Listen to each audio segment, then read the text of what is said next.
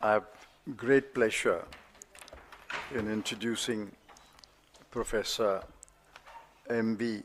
Rajeev Gowda and his team, consisting of Akash Satyavali, Sneha Elizabeth Koshi, Ashmi Sharma, and Ishan Krishna. They have produced a splendid report called Real State of the Economy 2025.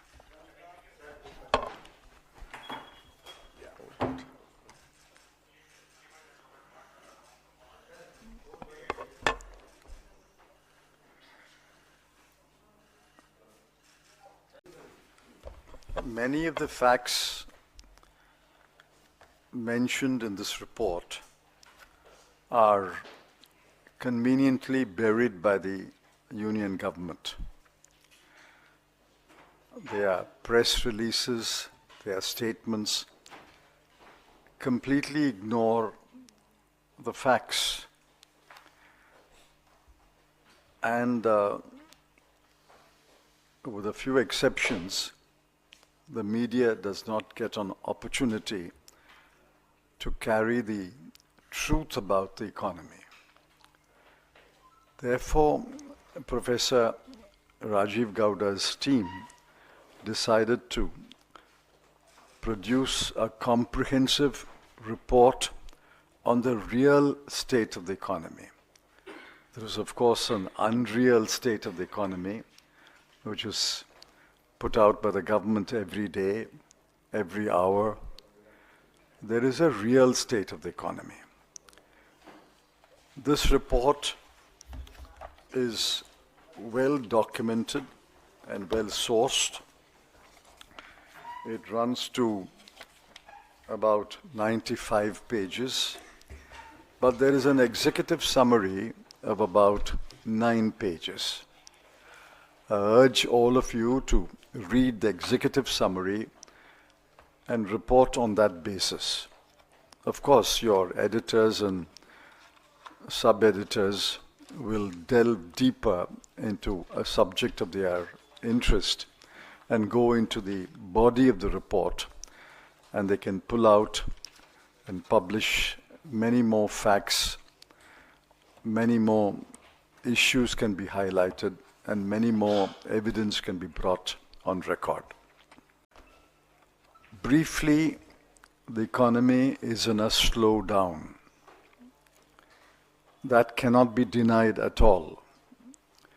However much the government may try to do that, the economy is a slowdown, and it is maybe falling up to 2% of the previous year's growth.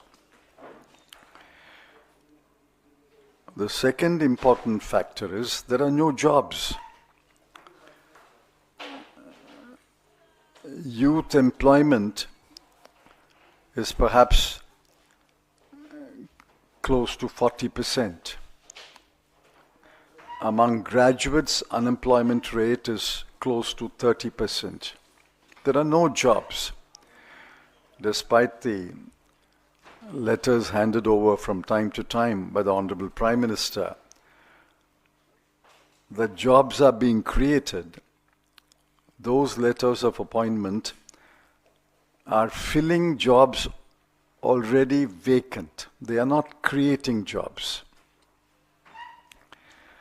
The third is wages have stagnated for 4 or 5 years, especially rural wages, agricultural wages, daily workers. Wages have stagnated for 4 or 5 years. In the meanwhile, inflation is raging. Look at food inflation, education inflation, and healthcare inflation. All are in double digits. Food, education, and healthcare inflation are in double digits. While inflation has been raging for 2 or 3 years, and in many cases in double-digit inflation, yet the wages have stagnated. And finally, there's huge inequality. Nobody's denying that the upper crust of 1% is extremely wealthy. I concede even the middle class, the top 20 or 30%, may be better off. But what about the remaining 70%? The population lives on about 100 to 150 rupees a day. That is 50% of India's population lives on about 100 to 150 rupees a day. There's huge inequality. And that gap between the rich and the poor is growing. And government has done nothing to address this inequality. Now we can go examine the reasons why we have come to such a pass. But a budget analysis of the last 6 or 7 years will show that the government expenditure on health, education, both higher education and school education, social welfare and rural development has fallen year after year since 2017-18. Allocations for major welfare programs have fallen steeply over the last 7 to 8 years. I just want to give you the key highlights of the report that Mr. Chidambaram has just released. That report will be shared with you immediately after the press conference. And we will also be sending you a soft copy of the report, a Word version of the executive summary. Now, and I can also send you the highlights PPT if you wish. Anyway, I'm not going to repeat what he has already highlighted, but let's go ahead.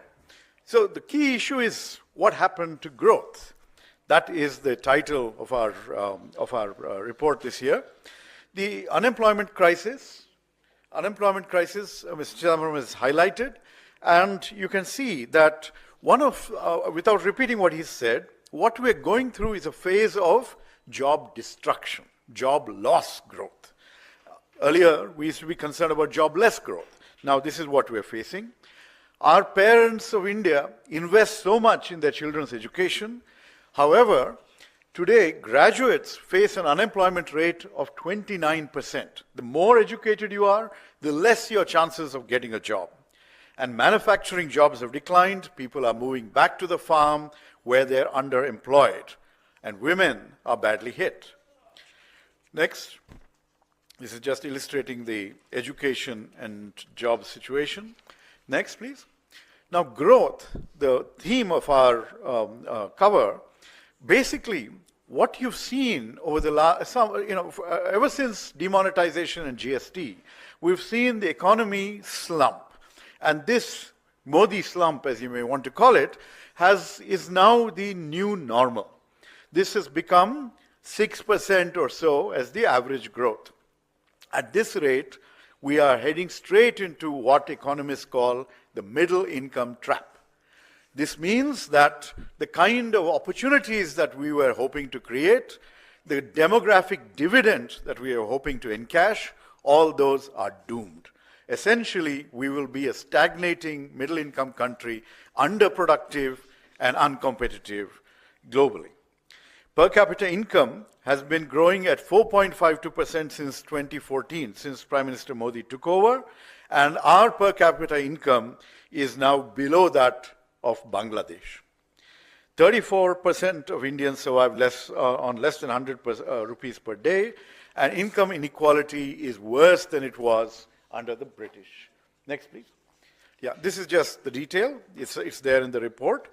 The other real challenge, next, is that incomes are stagnating, people's and household savings are dropping, and their debt levels are increasing. Household savings are now at a 47-year low. Consumption growth is at a 20-year low, and household debt has soared to a record 39% of GDP. Basically, the families of India are in deep distress. Next, manufacturing.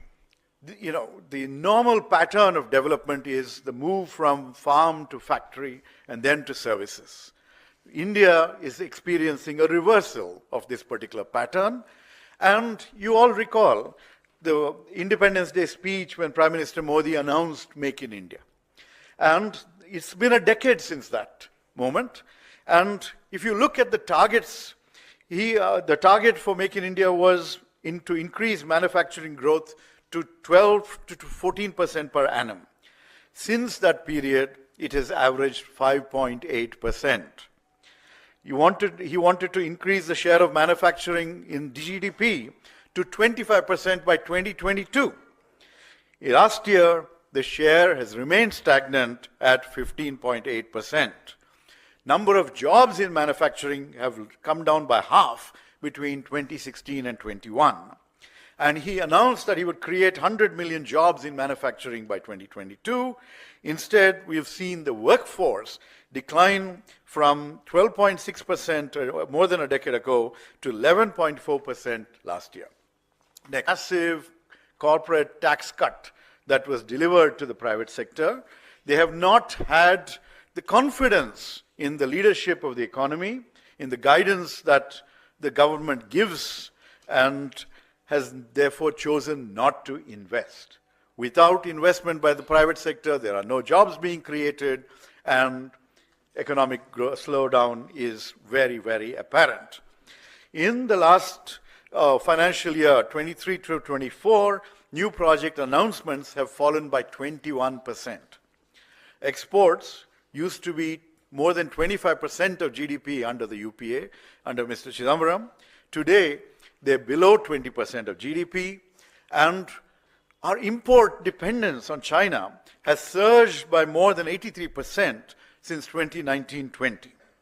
FDI has been falling. In 2023, it had come down to 0.8% of GDP. That means the world also is losing confidence in India's economic management. And 21,300 high net worth individuals have left the country between 2022 and 2025. These are people who otherwise should have been investing.